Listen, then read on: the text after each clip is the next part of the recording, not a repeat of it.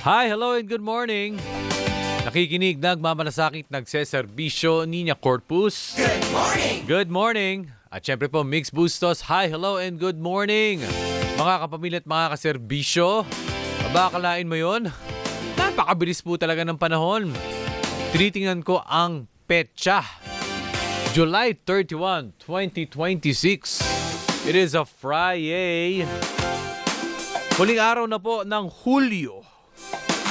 May Hunyo at may Hulya. Abutan niyo ba yun? Hulyo at Hulya. Pala, Hulyo at Hulya pala. Cartoons yun dati. Kambal ng tadhana. Tapos na po ang June at July. At bukas po, August na. August 1, 2026. Bukas na po yan, ha? Pero syempre po, happy weekend.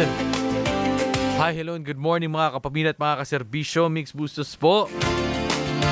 Aba, kasi isa nga po sa mga madalas po na mga mapag-usapan or at least na, well, ano ba, sineselebrate ba, ginugunita, nire-recognize at least ng society ng lipunan, isa ang Ghost Month.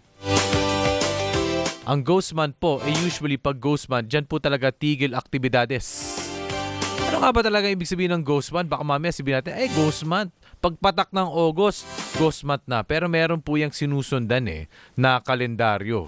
Depende po sa buwan.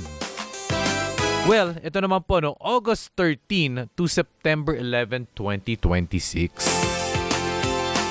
Ayan, yan po, no, dahil po ang ating question of the day, naniniwala po ba kayo sa mga pamahiin tuwing Ghost Month?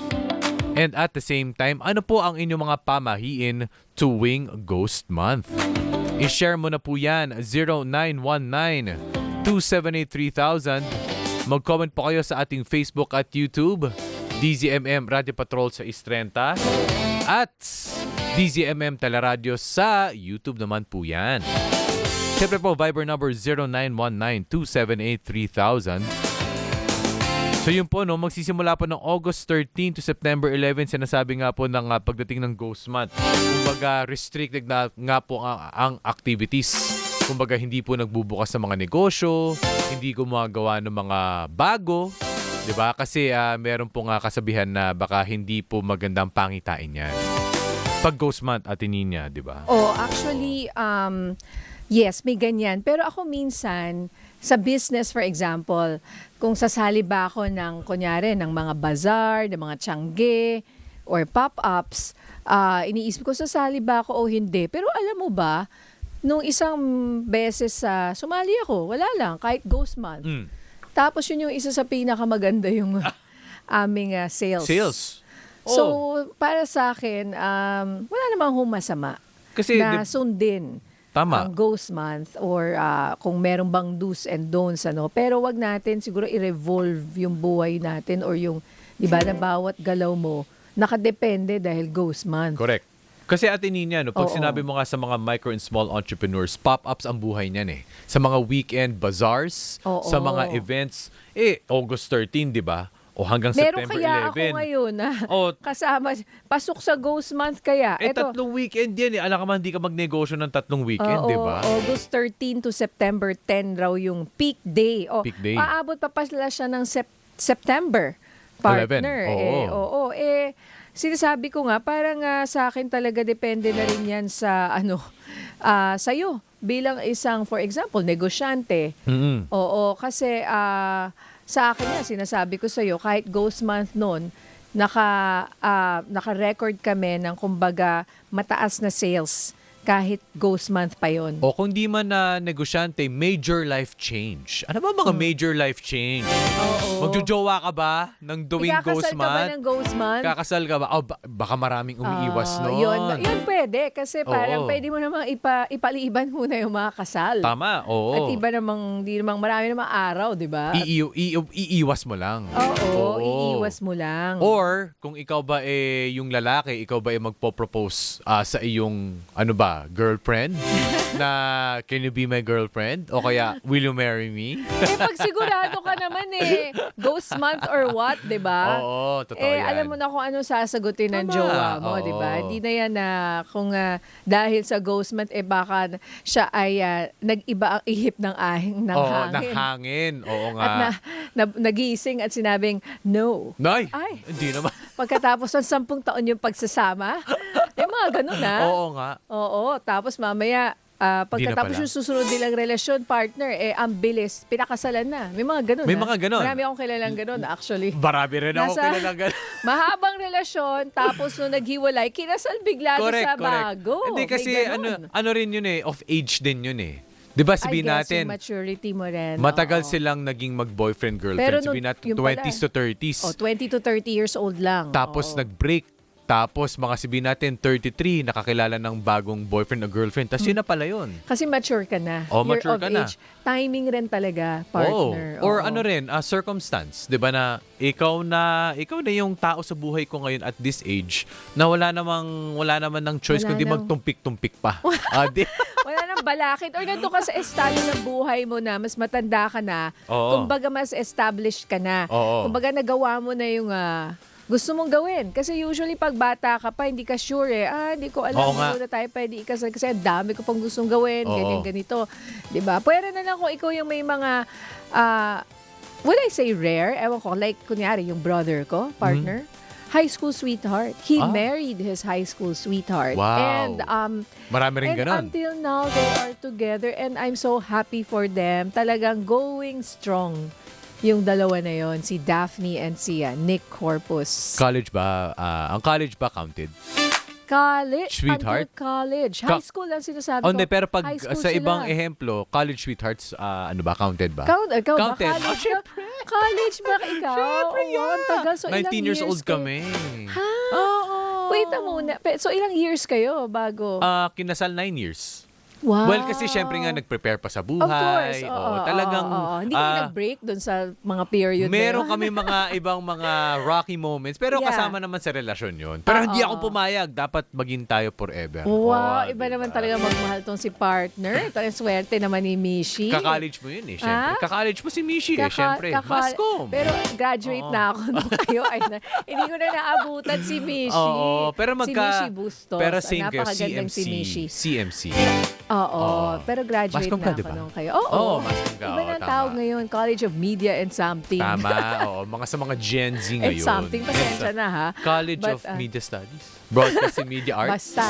Basta. Iba na ngayon. Tingnan natin. But anyway, Anyway. speaking of mga negosyo and pop-ups, yung pop-up ko, yung Katutubo pop-up sa BGC, August 14 to 16. Yan. Oh, 'di ba? Open. And I'm still okay with that kasi kahit sabi mo pang ghost month 'yan. Sabi ko nga sa iyo, I had an experience na isa 'yun sa pinakamataas naming sales kahit ghost month. Pero sabi ko nga, wala namang masama, baka may iba pa na mga mas magandang sundin. Hindi mo naman pwedeng mag-stop ang negosyo mo dahil, Tama. 'di ba? Dahil lang Dahil ghost lang month. sa ghost month, 'di ba? Oo, pero siguro yun nga major life change. But ultimately, di ba, nasa ating pong faith yan at Oo. pananampalataya. Ayan, ito nga, isa sa mga advice, yung mga major life changes. Yung mga hindi maiiwasan. Kasi kung may negosyo ka eh. Alam nga naman hindi ka magnegosyo, Maglilipat ng bahay. diba? Yung mga ganon. Oo. Bibili ng lupa. Investment.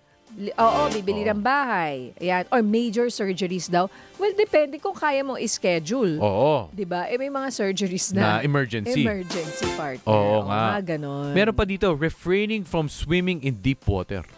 Oh. Oh. Ayun, susundan ko siguro yun. Oo nga eh. Natatakot ako. Hindi naman siguro necessity yun, di ba? Na kung magliliwaliw ka lang, sa kiddie pool na lang muna. Kasi raw, yung mga spirits are believed to be pinakamalakas daw sila sa gabi and malapit daw sa tubig.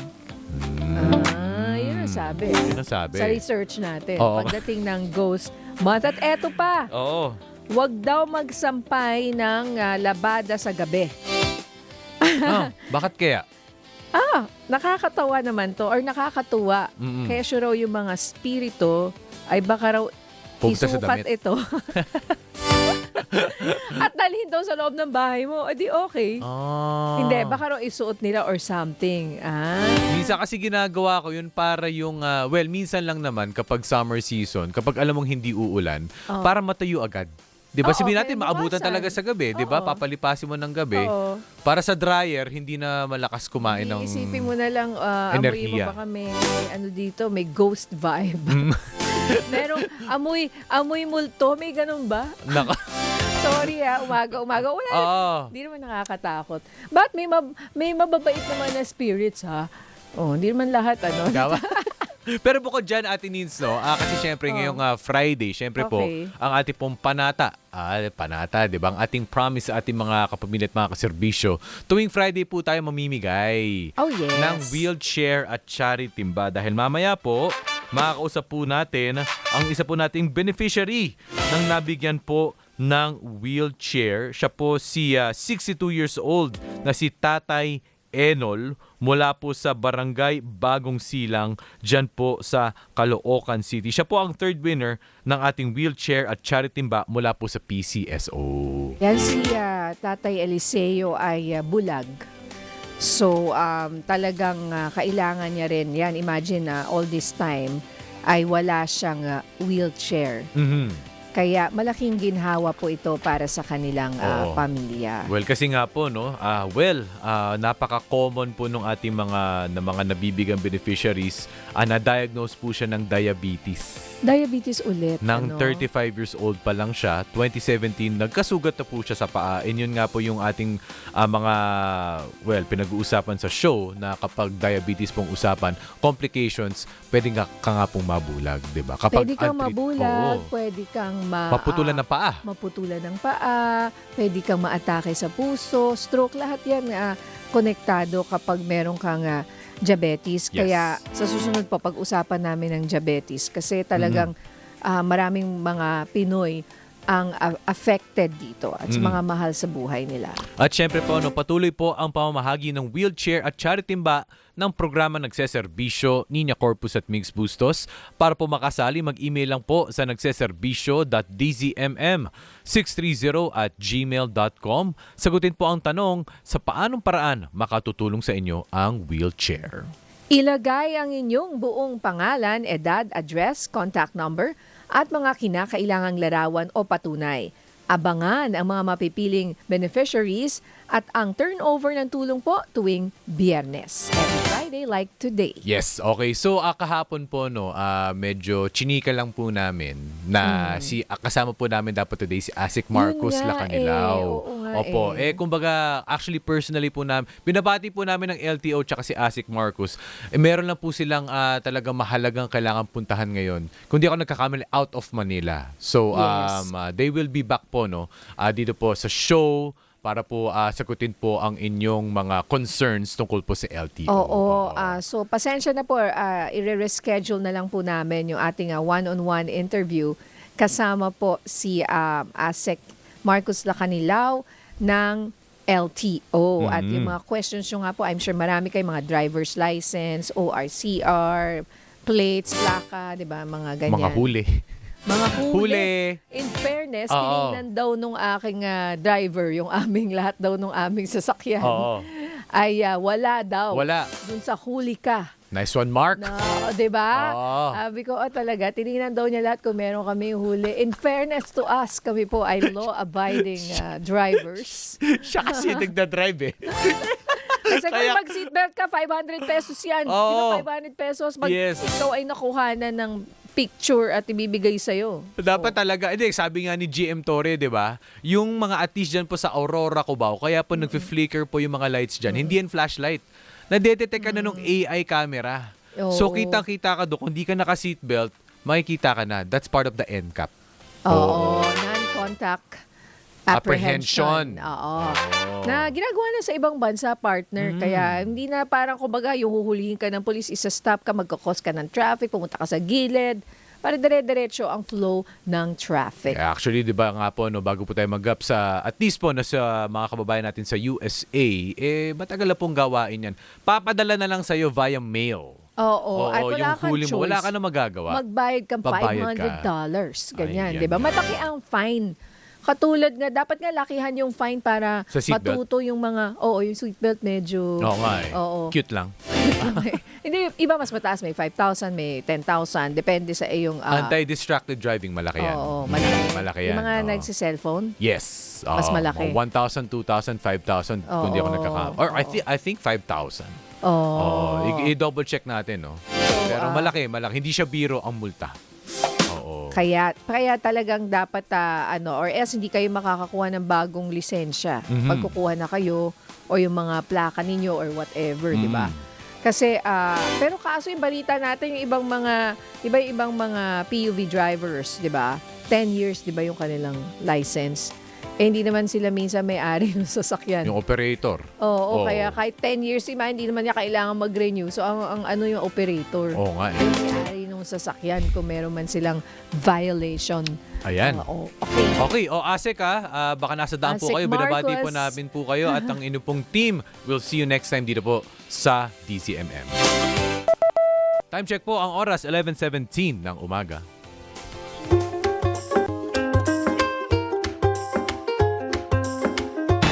Magbabalik ang nagseserbisyo Niña Corpus kasama si Migs Bustos.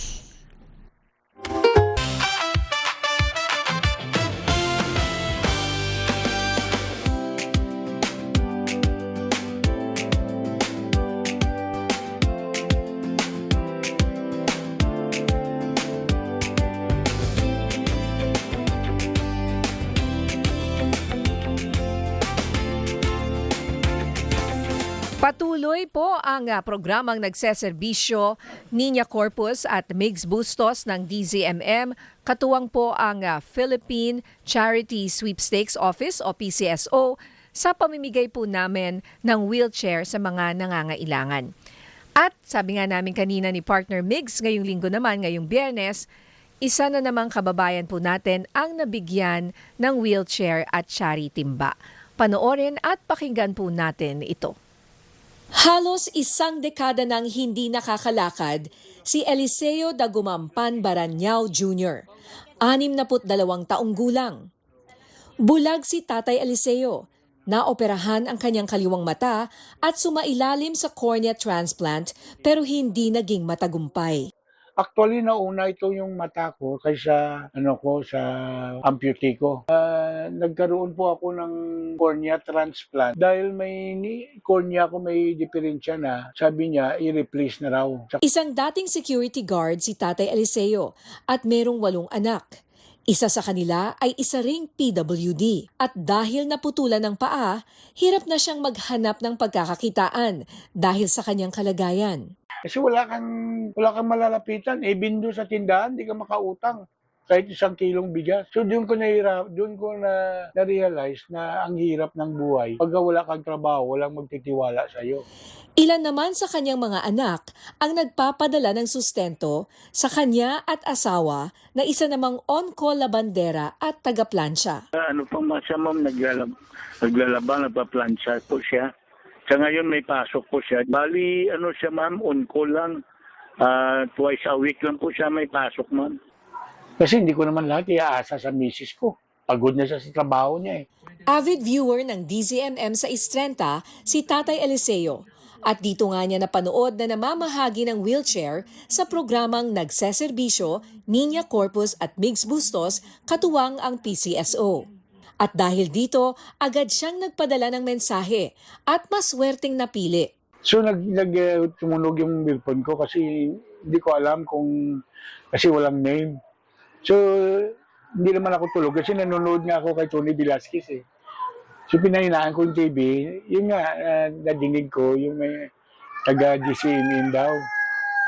Ay sabi ko, ma'am, sige, good afternoon, thank you so much at saka natawagan niyo po ako. Taos-puso naman ang pasasalamat ni Tatay Eliseo sa nagseserbisyo Niña Corpus at Migs Bustos ng DZMM. Katuwang ang Philippine Charity Sweepstakes Office o PCSO dahil sa natanggap niyang tulong. Yes po, maraming salamat. Nagsiserbisyo Niña Corpus at Migs Bustos, DCMM Radio Patrol sa Istrenta at PRTV. Dahil sa inyong programa, isa ako sa mga natulungan nyo na bigyan ng wheelchair.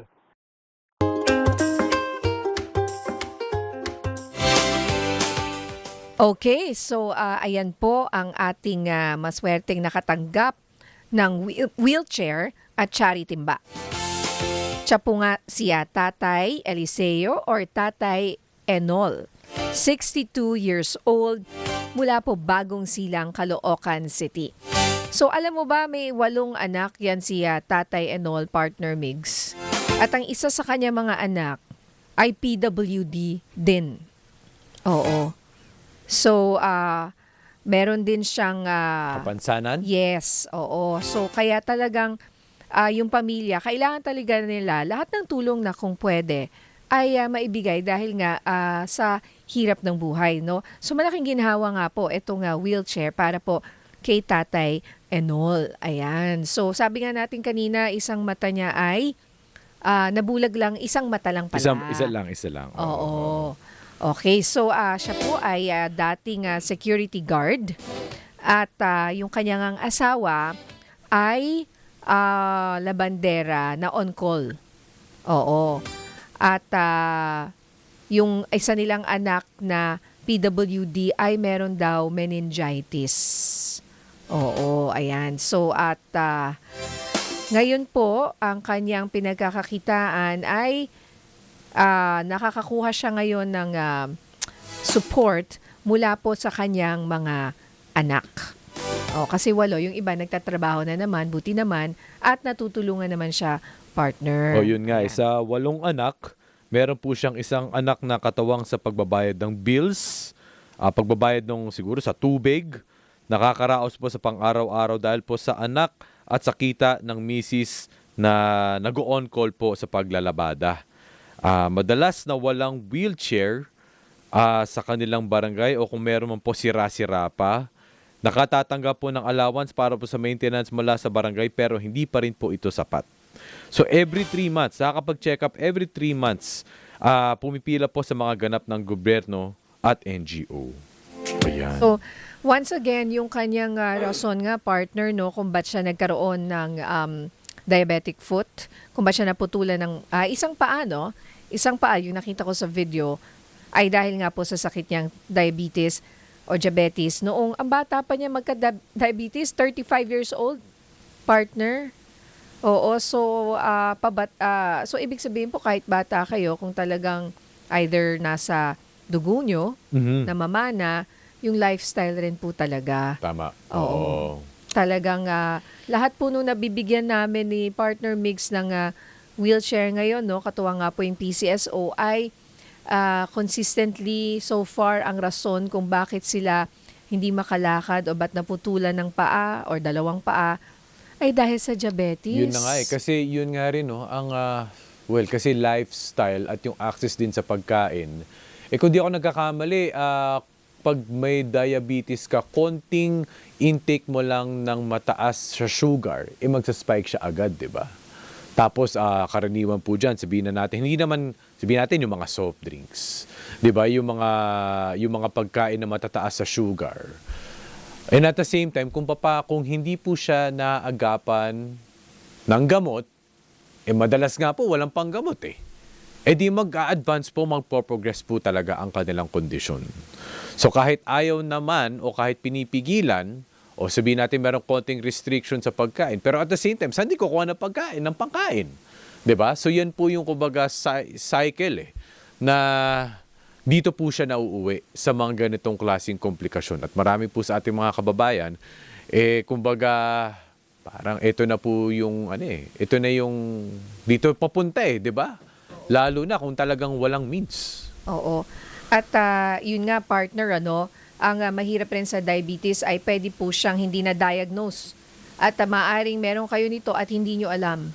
Kaya pagka nakita nyo na, may komplikasyon na po tayo. Yung iba, nasira na yung kidney, nabubulag na. Kasi isa rin yun, diabetic retinopathy nga ang tawag doon. Yung talagang masisira yung retina mo at mabubulag ka dahil sa sakit na diabetes. Kaya kailangan po tayong maging mapagmatsyag sa mga signs and symptoms. Partner, I'll just discuss it. Ilan nga sa mga ito ay yung lagi kang naiihi. Frequent urination. Lagi kang nasi-CR, kailangan mong umihi. Tapos ang isa pa ay yung lagi kang nauuhaw. Mhm. or sobrang pagkauhaw. Yan, isa po yan sa sintomas ng diabetes. Mhm. At yung isa, excessive hunger. Lagi Correct. kang Gutom. nagugutom.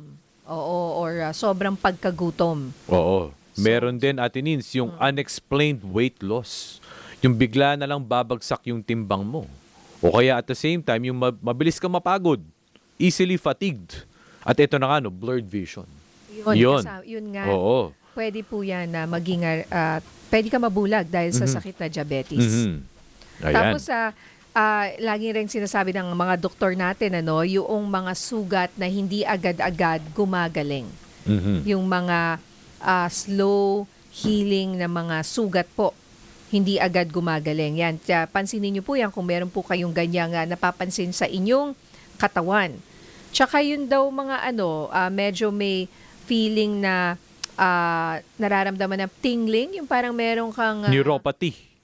pins and needles. Yun, yung neuropathy parang yun. ganun. Pag may frequent kang ganon. Kasi minsan yung ibang tao, pag stress, nararamdaman lang yan. Pero kung palagi o pabalik-balik, ay maaari po yung sintomas ng diabetes. Mhm. Okay. At ang Okay. kailangan nyo ipatest pag kayo ay gustong magpa-check ng sugar, huwag nyo kakalimutan. Ito po yung FBS. Di ba minsan hindi ka kakain? 8-hour 8 fasting hours. yan, partner. Mga iba nga 10 to 12 hours eh. Oo. Oo. Pero kung hindi mo kailangan mag-fasting, ito yung mas chinecheck ng average ng blood sugar level mo ng 2 to 3 months, partner. Ito yung HbA1c. Yan yung mas advanced na metric. Oo. So maganda rin para makita yung average mo for the past 2 to 3 months, yung iyong sugar level. Maganda mag-invest po tayo dito. Yung iba libre. Pero kung may konting naman kayo budget, maganda malaman nyo na agad para magamot na kaysa po magkaroon po tayo ng komplikasyon. Meron po muna tayong report. Eto. Mula po sa Kamara tungkol sa handa na raw ang Kamara para sa budget season ayon kay Speaker Bogie D. Ang detalye ng balita mula sa PRTV News, Mari Ocampo. Mari? Niya kumpiyansa si House Speaker Faustino Bogie D. III na magiging maayos ang pagtalakay sa budget para sa susunod na taon. Sa isang punong balitaan sa Etiaga, Isabela, siniguro ng House Speaker na mabibigyan ng kaukulang security measures ang National Expenditure Bill para sa taong 2027. Nakita naman natin kung maayos naman at nakita natin na merong reforma, nakita po natin na may transparency. Sa tingin ko, lalo pa natin bibigyan ng mas mga mahalagang mga security measures to make sure na yung ating ipapasang 2027 ay talagang maayos. Sinigundahan din ni House Secretary Cheloy Garfil ang Speaker at ipinaalala ang mga reformang inilatag para maging participatory ang budget sa mga tao. Sa susunod na buwan magsisimula ang talakayan sa national budget. At yan muna ang ulat. Ako, si Mari Ocampo ng PRTV News para sa DZMM.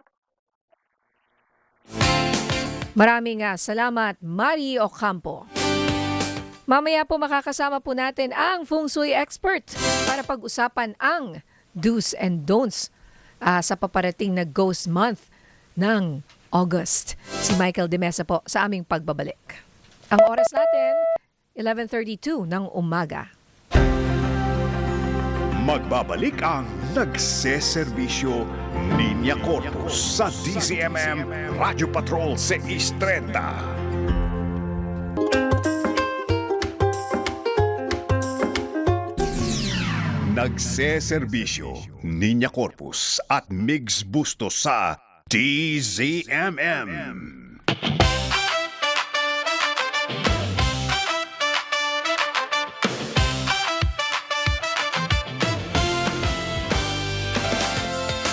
Okay, ngayon naman po makakausap po natin ang ating Feng Shui expert dahil nga po papasok na ang Ghost Month. Magandang umaga po, Michael De Mesa. Hindi po ito yung artista ha. Good morning, Michael. Magandang umaga, Ninya. Magandang umaga, Migs. Kamusta? Kumusta po kayo? Ayan, mag-August na po. At alam niyo na, pag August, sa mga Pilipino, may mga kasabihang Ghost Month. Huwag mo munang gawin Yan, 'di ba? Ano ba ang Ghost Month? Oo, Ninya, Michael. no, malapit na ang Ghost Month. Ang Ghost Month ay isang tradisyon ng Buddhist at Taoist kung saan pininiwalaan na malapit ang mundo ng espiritu sa mga tao. Ito ay nagaganap tuwing 7th month of the lunar calendar. Ngayong 2026, tatapat ito ng August 13 hanggang September 11. Ang peak day nito ay sa August 27, araw yan ng Webes. Ayun. August 27, isulat yun. Ang peak. Ano ibig sabihin pag peak Opo. August 27? Kawawa naman yung may birthday, Michael, ng Ay! August Oo. 27. Si AJ, birthday! Ito yung pinaka birthday na anak ko! Sandali po. Ilan taon na si AJ sa August? 2.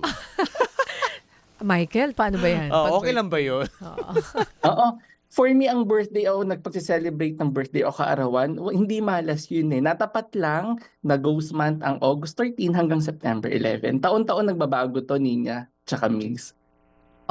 So when you say peak, ano ba ang aasahan natin? Like, for example, sa magba-birthday, magse-celebrate ba siya? Eh, syempre, di ba? Yung party ba niya, ipopostpone niya ng 28, ganon? Para sa aming mga magulang din yun. Oo. Siguro, Ninya, ang tama dito, pwede mag-celebrate ng birthday, agahan lang, wag na masyadong gabi. And then, celebrate in moderation. Yun ang tama. Wag excess. Wag Yeah. sobrang bongga. Oh, okay rin. Tipid. Okay, oo. Tipid. Oo. Okay. So, partner, Hindi. baka may tanong ka pa. Ay, hindi. Well, of course, noong Ghost Month, syempre, historically, Michael, bakit ito talaga mahalaga sa mga Pilipino? And at the same time, yung culture history natin with Filipino-Chinese, and paano na siya talaga naging wide practice ngayon amongst Filipinos? Oo. For Chinese community, tradisyon na talaga ito, especially ng mga Taoist at Buddhist. Pininiwalaan nila kasi, kaya tinawag siyang Hungry Ghost Month, meron silang ample time o isang buwan na pwede silang mag-roam around dito sa lupa kasi nga hindi maganda yung naging karanasan nila. Okay? Kaya sila hungry, they are starving. Kaya papansinin mo, bawal ang mga major activities kasi naiinggit sila sa mga tao. Yun yung reason kung bakit siya tinawag na Hungry Ghost Month. Hindi baka mamaya wala na yung pagkain mo sa ref or yung pagkain na nilabas mo ay mawala, makainin. Or dapat ba mag-offer ka ng pagkain para hindi Yan. sila magutom? Paano ba? Yes. Yan yung dapat pinakauna, nag-o-offer ng pagkain sa labas ng bahay. Bilang pag-honor din yun sa kanila sa mga wandering spirits at pag-alala sa mga namayapa na. But ang purpose nun kasi niya, para hindi na pumasok doon sa bahay natin. Hindi na tayo guguluhin at gagambalain. Kaya nag-o-offer sa labas ng bahay. So talaga pong mayroon kayong ilalagay na food. Like what Yes. food? Example. Pwedeng kanin, pwedeng may isda, pwedeng candies. Yung iba nga sinasamahan pa nila ng beer, tsaka ng sigarilyo. Ang ibig sabihin nun, yung mga hindi nila naranasan sa gate of hell, ito na yung time nila para hindi na kayo guluhin, kaya nag-aalay tayo sa labas ng bahay. And usually, Michael, ano yung mga practices na nililimitahan, mga iniiwasan pag ganitong panahon? Ipagpaliban muna siguro yung mga major decision nila sa buhay tulad ng pag-open ng bagong negosyo, paglipat ng bahay, pagpapakasal o signing ng contract. Pero pagpapansin yung Migs, ang purpose lang nito parang maging maingat lang at panatilihing positibo ang pananaw. Hindi yung mabuhay tayo na puno ng takot eh. Hindi yung ganon. Parang maging mas maingat lang sa buwan ng August hanggang September 11. Oh, saan ba nanggaling yun? Saan ba nanggaling yun? Ay, naku, wag natin tong gawin kasi quote-unquote Ghost Month, baka delikado o kaya baka may masamang nangyari. Bakit nag-evolve na siya sa ganung klaseng paniniwala? For some, para sa iba. Inadapt na natin itong mga Pinoy kasi nga ito ay parte na ng Chinese culture at marami sa ating mga Pinoy ang Filipino-Chinese community dito sa Maynila at sa Quezon City kasi ito ay paniniwala ng Buddhist at Taoist talaga, Migs. So ano pa po yung mga payo ninyo ngayong Ghost Month dito sa Pilipinas, sa mga Pilipino nakikinig at nanonood sa atin ngayon? Mga do's natin ang mga dapat gawin. Siyempre, magdasal at alalahanin ang mga yumaon na buhay, magpakita ng kabutihan at malasakit sa kapwa. Siguro kahit hindi Ghost Month sa pang-araw-araw lang niya, dapat gawin natin to. Ito yung sinasabi ko kanina, magsindi ng insenso, mag-alay ng pagkain bilang paggalang at handog sa mga wandering spirits. Meron bang maaring mangyaring masama? Ano mangyayari masama if you don't, let's say, nakalimutan ko mag-alay ng pagkain or sindi ng insenso. Oo. Parang parang hindi siya automatic na merong hindi mangyayaring maganda sa iyo. Siguro later after a year kapag hindi mo nasunod 'to, may mangyayari or epektong hindi maganda sa iyo. Pero ito yung sinasabi ko kanina, hindi ito panahon para matakot or mag-stop ka sa ginagawa mo kung ano yung talagang karaniwan na ginagawa mo sa araw-araw. So, Michael, no, usually in your practice as a feng shui expert, ano yung mga karaniwan mong, kumbaga, concern siguro? Ano yung mga nilalapit sa'yo? And usually, ano yung mga paraan, di ba, para ma-address yung mga pangangailangan na yun? Oo. Tuwing ghost month, ang lagi nilang tanong kung ano yung mga hindi dapat gawin or mga activities na dapat nilang pagtuunan ng pansin.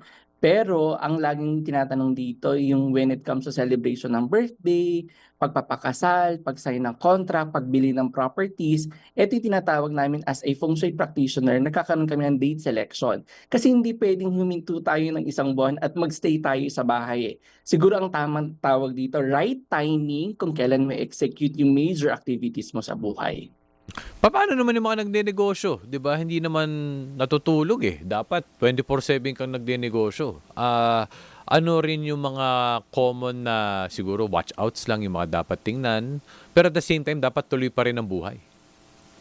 Papansinin mo sa Chinese-Filipino culture at sa mga negosyante, nag-o-offer sila sa labas sa first day, yung peak day, tsaka yung last day, yung August 13, August 27 at saka September 13. Papansinin mo, naglalatag sila, nasa pinggan yon, may mga pagkain yon, may insenso. Ibig sabihin nag-o-offer sila para hindi intrude yung negosyo nila sa loob.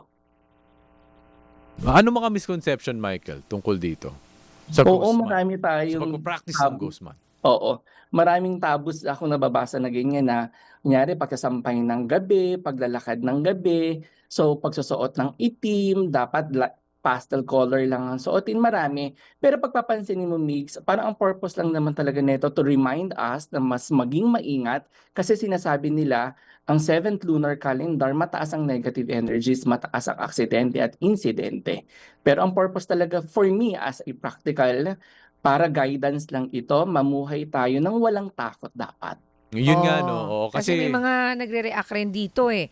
Wala pong ghost, sabi, dahil tinatakot mo lang ang sarili mo. Ano po ang iyong reaction dyan?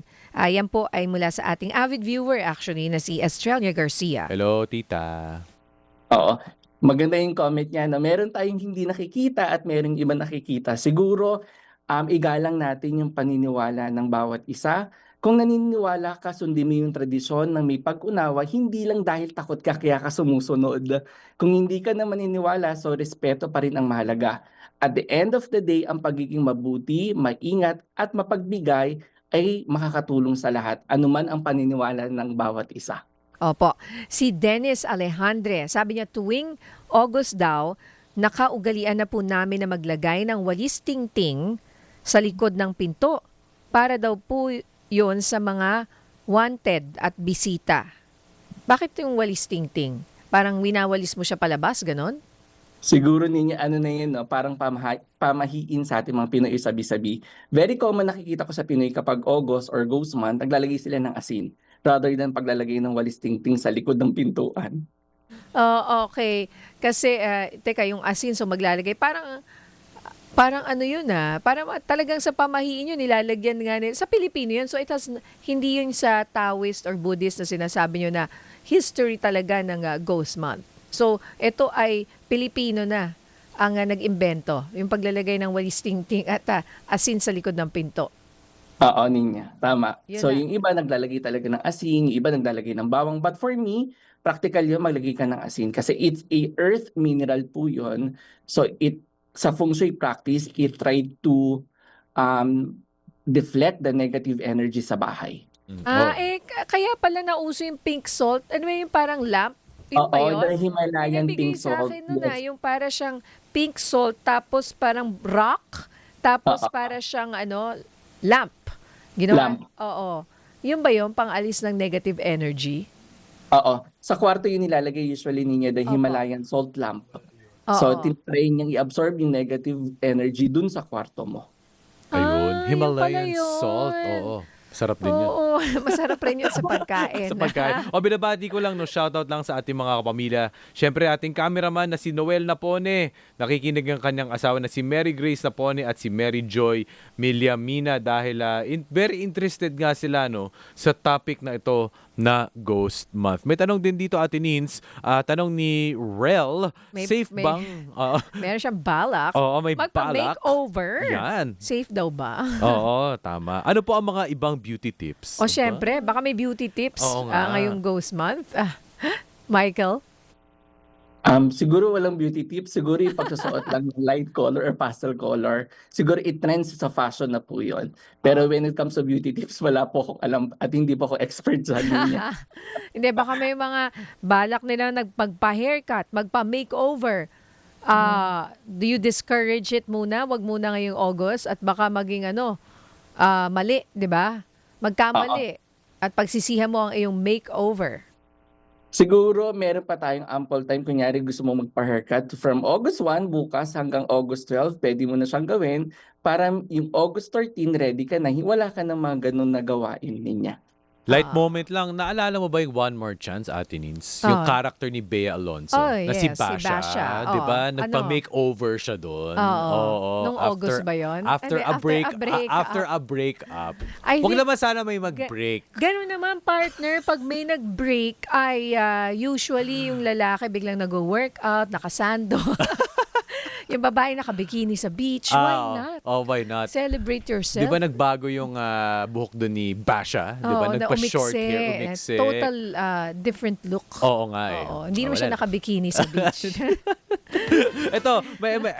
Speaking of, tanong ni Abby, lucky ba ang pagde-date ngayong Ghost Month? Ayun, Ayun. konektado. Oo. Siyempre, ang sasagot ko dyan sabihin ko, oo.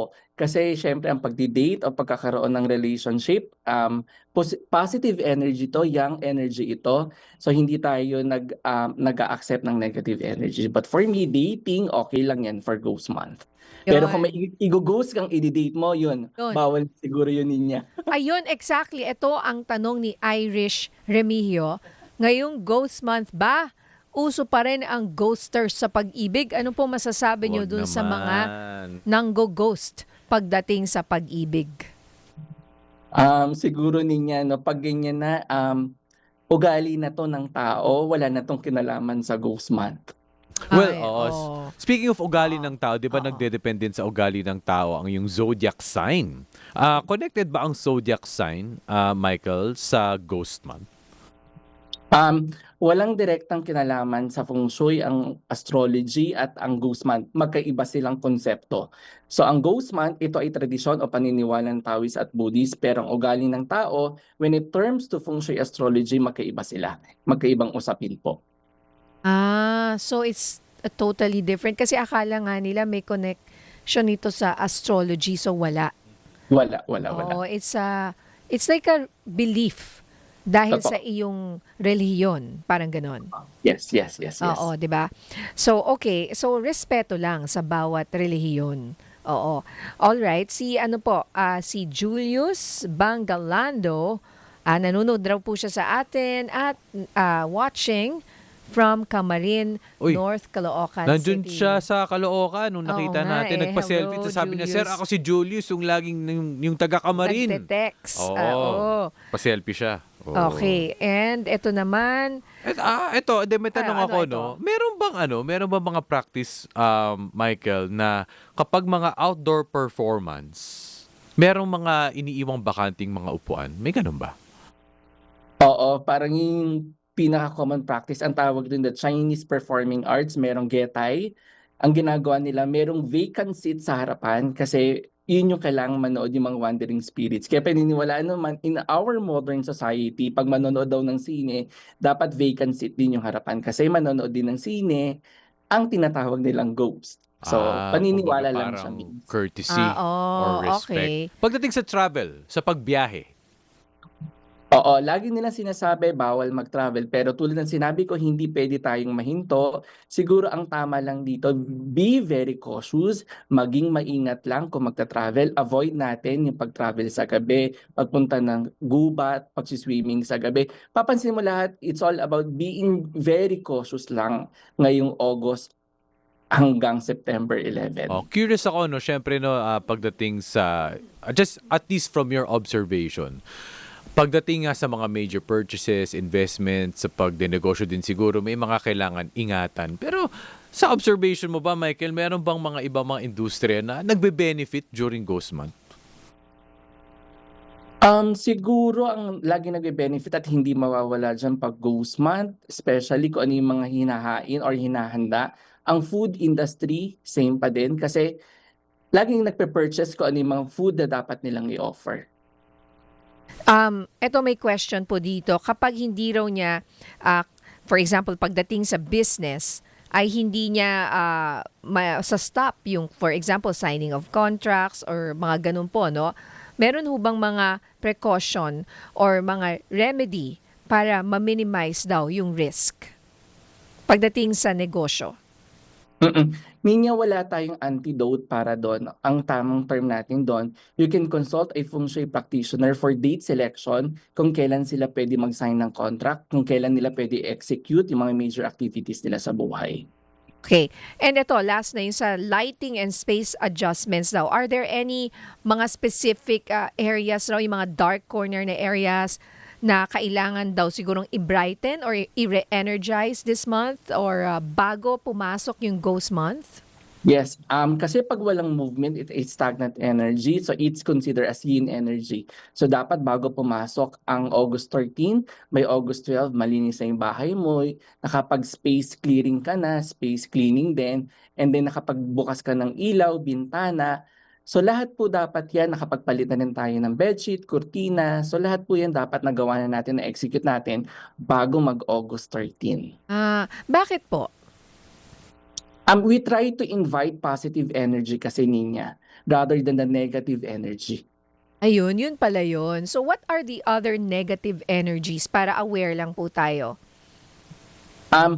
Marami kasing klase ng negative energy, especially sa bahay. Especially siguro ugali na rin ng tao. Kapag laging mainitin ng ulo, so avoid natin yan. Pakikipag-away, pagbibisyo sa season ng Ghost Month. So, ayan po yung mga negative energy na kinoconsider ko na nasa bahay natin.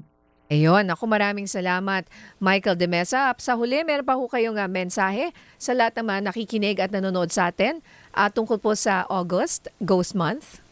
Oo, Ninya, ang pinakamahalagang payo ko, panatilihin ang positive energy sa inyong sarili at tahanan at huwag kalimutang magdasal, do goods, maging mapagpasalamat, at iwasan ang mga bagay na maaaring magdulot ng hindi magandang energy. Yun lang po at maraming salamat. Tama, good vibes lang tayo, no? Michael de Mesa, ang ating feng shui expert. Maraming salamat po sa inyo. Thank you. Thank you. Ayan partner, magbabalik po tayo sa iba po niyang mga comments at mga messages. Babalikan po natin yan sa aming pagbabalik, 11:54 ng umaga.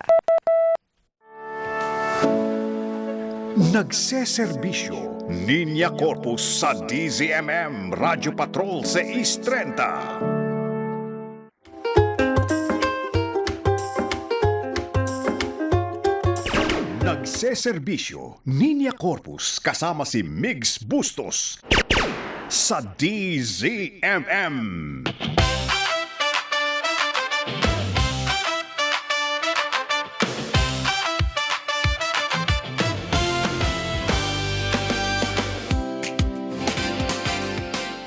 Okay, nako.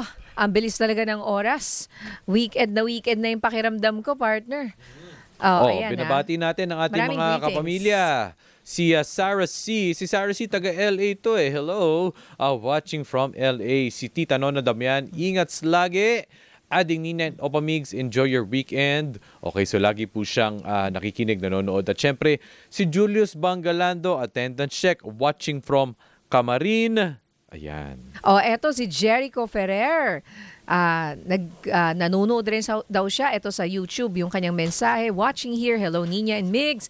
Si Celerio Mods, yan, malapit na raw mag-lunch. Speaking of lunch. Natakam sila sa sinigang mo Diba? yesterday. Nagsinigang ba kayo? Oo. Oo. So, Ano kaya mamaya, next meron kaming lunch. Yan. Yan. Okay, ano pa? Yung mga nagba-birthday ha, ngayong August, wag raw bongga masyado. If you can.